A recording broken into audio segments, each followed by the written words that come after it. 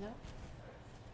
Welcome back to another episode of Cover to Cover. You're here with Mo, Andrea, and Morgan. Today we want to talk about The Arithmetic of Literature, a celebration of The Princess Bride, The Curiosa Store, 2018 Harry Potter celebrations, plus we have a brand new book battles for you at the end of this show, so stay tuned for that.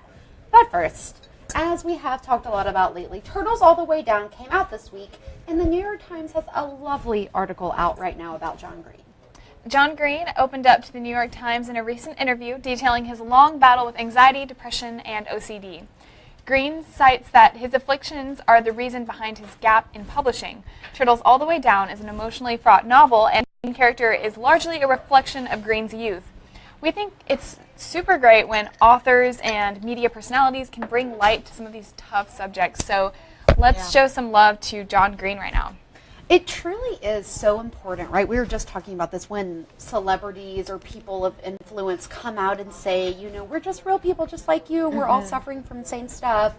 And I don't know, I just feel like him coming out probably makes a difference in the lives of some of his fans. And the article was really touching. People have been talking a lot about it. Yeah, and I mean, there's no way he is the only author who struggled with some of these things, so I think it's huge for him to come out. And I mean, for decades and decades and decades, we've seen authors struggle, and we realize like later on, so for someone to actually come out and speak, it's huge. Yeah, I have lots of friends and family members who have had these same struggles, and sometimes they're embarrassed. Yeah. They don't want to talk about it. They don't want to get the help they need, and so this is...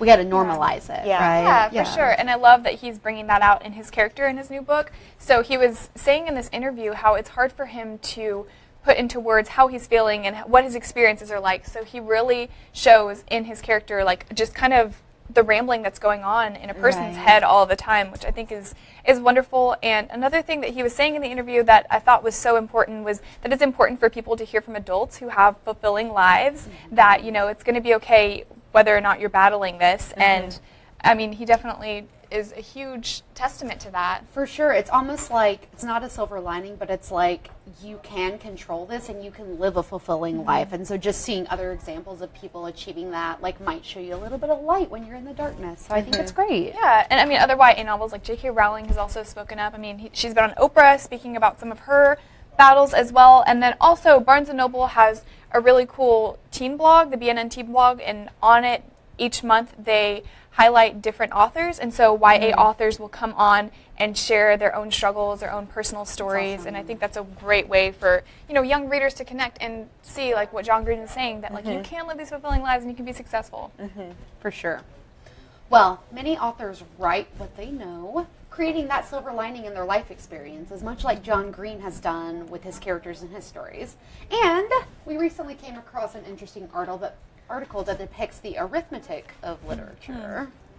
While there are many diverse stories in the world, a group of scientists have analyzed some data and discovered that there are only 6 main emotional arcs that are explored in the bulk of literature.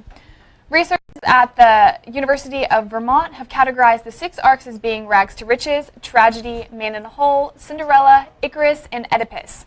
What do you guys think about the mathematical analysis of literature?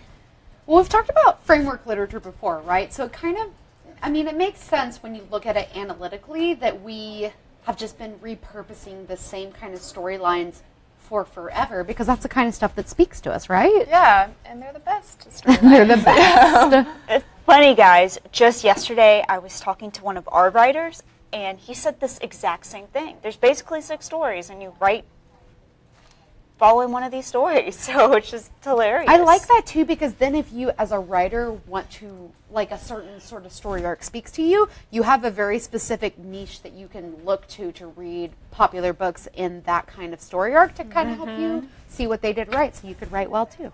Yeah. Do you think the authors stay in their certain story arc to kind of like keep things fluid throughout their books? Ooh, I don't know.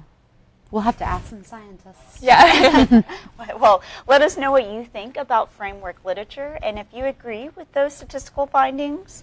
Right now, we're going to take a quick break, but when we get back, we got some information on your young adult favorites, and plus a book battle for you, so stay tuned. We'll be right back.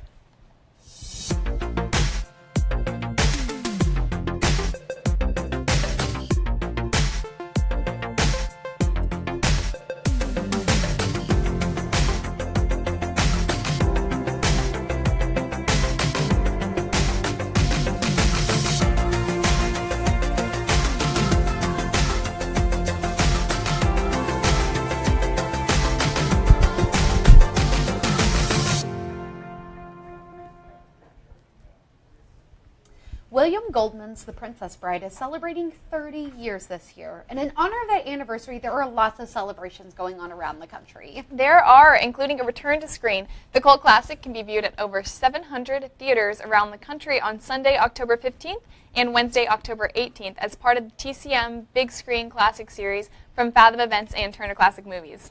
Will you guys be checking out this re-release? Or, how will you be celebrating The Princess Bride this year?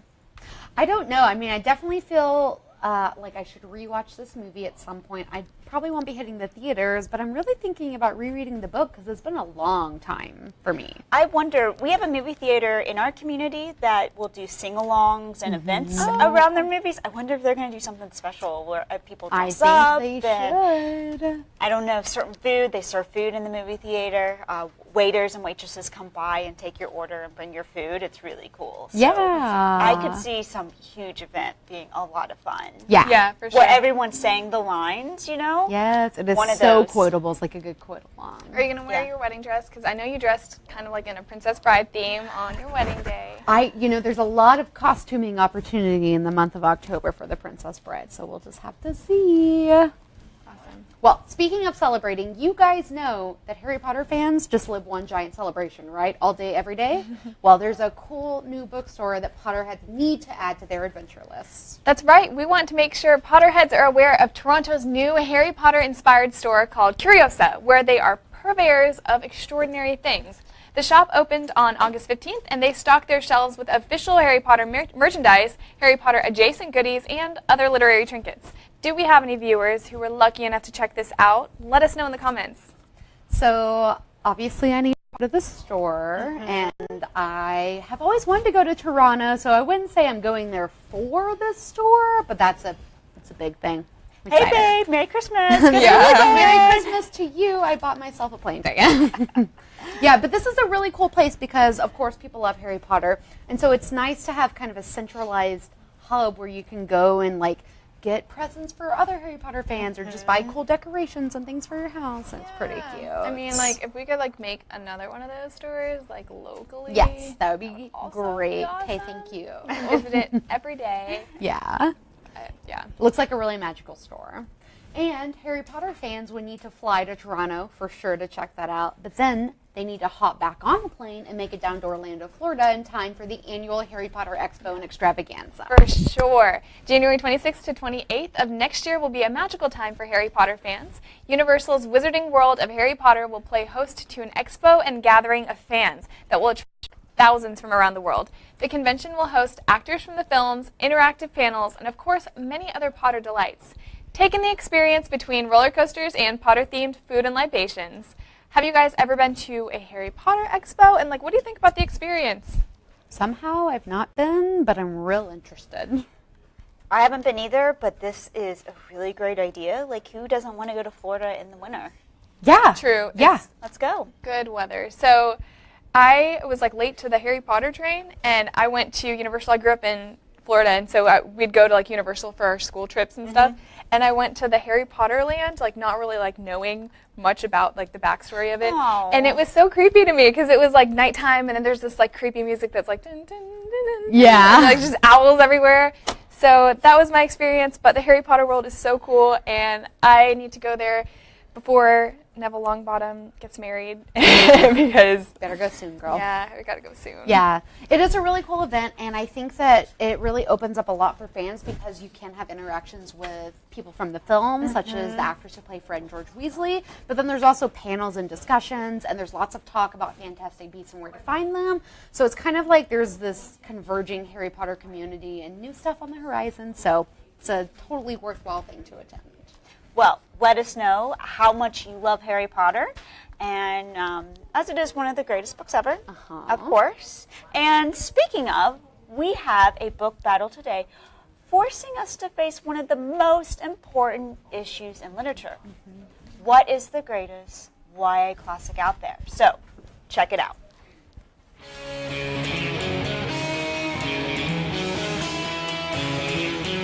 Welcome back to Book Battles. This is where we pit two people from our team against each other on deciding the best books from a given genre. Thank you for weighing in our first book battle, the great American classic, Now, Mo pulled ahead in votes, and you have named To Kill a Mockingbird the greatest American classic. But today, we are going head to head on the best young adult classic. What book has lived on to be number one? Now, in this corner, we have Andrea repping Lois Lowry's classic, The Giver. All right, so The Giver is the best young adult novel because it puts the power in the hands of kids and teaches them that they can be powerful and think as individuals. Anyone can make a difference, no matter what age.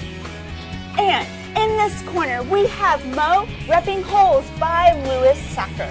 All right, when you think of YA novels, you think of Holes by Louis Sachar. This book is thought-provoking, genre-bending, and especially speaks to kids who are underprivileged. It touches your heart and forces young people to contemplate good versus evil and how you treat each other. Now, we are going to go 3 rounds to hear why each book is the best.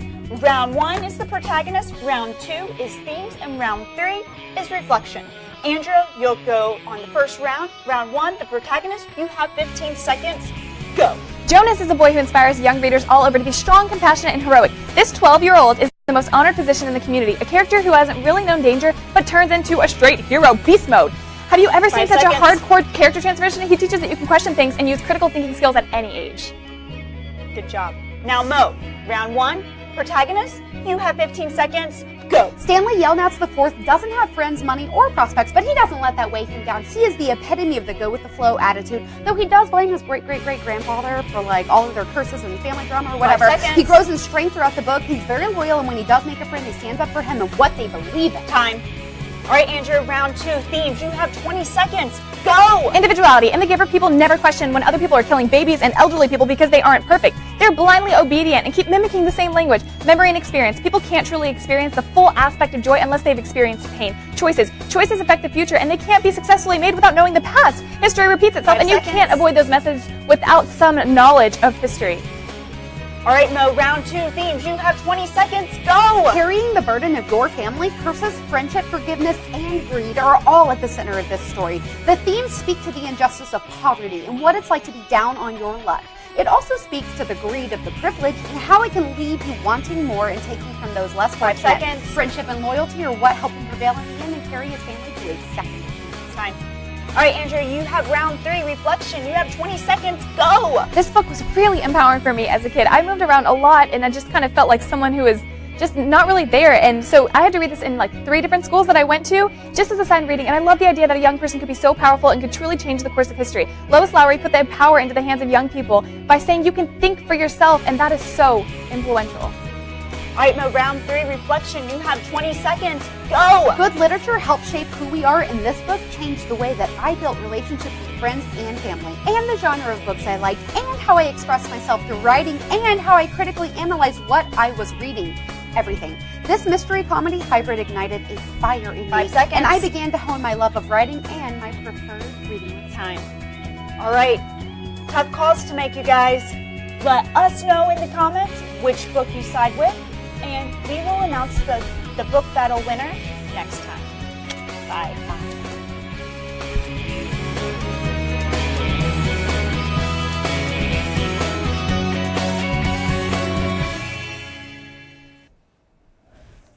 Well, To Kill a Mockingbird pulled ahead in our first book battle, so be sure to comment and let us know who you think should win round 2. What do you think is the greatest young adult classic? Right, and in the meantime, we have one more story to wrap up today. We want to address an issue that's being talked about in the media right now, romance coverage by the New York Times. Book Riot has an article out right now raising a big question about the New York Times editorial and book review policy. They cite the New York Times slogan of all news that is fit to be print to be elitist, and in this case, romance books exclusive. The romance reading industry garners $1 billion a year, is an 80% female-based market, and is heavily presented by readers in the South. So, the New York Times aversion to covering romance reads is an interesting approach. Do you guys find it excluding for reviewers to overlook the romance industry, or do you think it deserves more attention? Morgan, you think so? More attention. Come on. Right? Come on. You're missing a big market. It's yeah, a big of course. demographic. Yes. I mean, what are you thinking? Yeah, what do you think is driving this? I don't know, and I think it's interesting to think of it in terms as the New York Times being elitist, because of course in a lot of ways they are, but from an objective journalist standpoint, you can't ignore $1 billion a year and like a huge demographic of Southern readers, right? And I'm not even like a huge romance reader. Like, don't get me wrong, Outlander can definitely be categorized at that.